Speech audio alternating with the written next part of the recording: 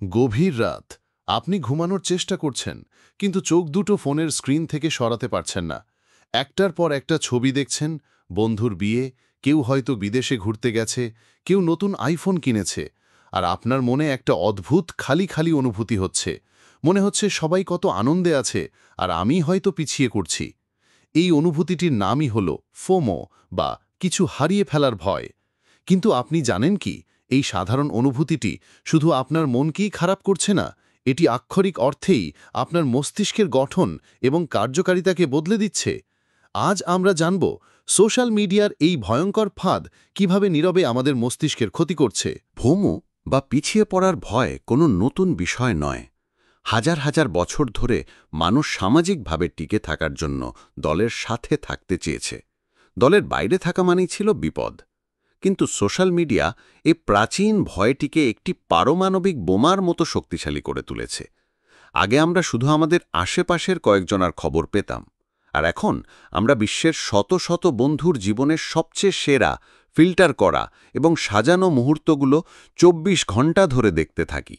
আমাদের মস্তিষ্ক এত তথ্যের জন্য তৈরিই হয়নি। এর ফলে আমাদের মস্তিষ্ক প্রতিনিয়ত একটি হাই অ্যালার্ট বা জরুরি অবস্থায় থাকছে। সোশ্যাল মিডিয়া আক্ষরিক অর্থেই আপনার ব্রেইনকে রিওয়ার বা নতুন করে গঠন করছে। মূলত ৩টি জায়গায় এর প্রভাব সবচেয়ে ভয়ঙ্কর। ১. আপনার ডোপামিন সিস্টেম হাইজ্যাক হয়ে যাচ্ছে। ডোপামিন হল আনন্দের কেমিক্যাল। প্রতিবার নোটিফিকেশন এলে আপনার মস্তিষ্ক অল্প পরিমাণে ডোপামিন নিঃসরণ করে আপনাকে আনন্দ দেয়। এর ফলে আপনি বারবার নোটিফিকেশন চেক করতে বাধ্য হন।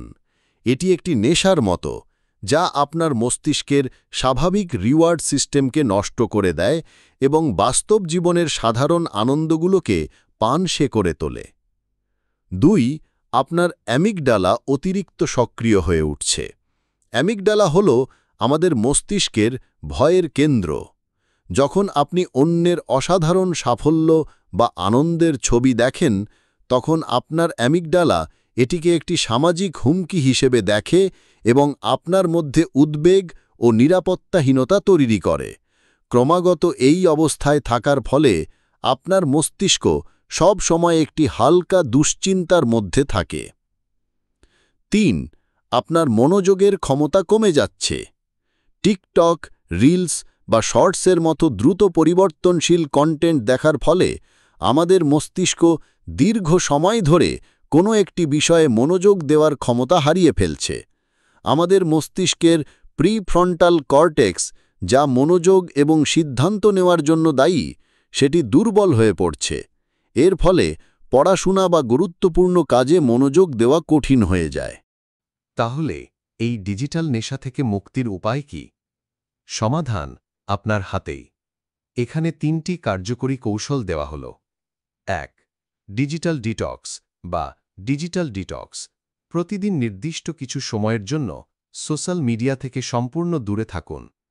বিশেষ করে সকালে ঘুম থেকে উঠে প্রথম ১ ঘণ্টা এবং রাতে ঘুমাতে যাওয়ার ১ ঘণ্টা আগে কোনো স্ক্রিন ব্যবহার করবেন না।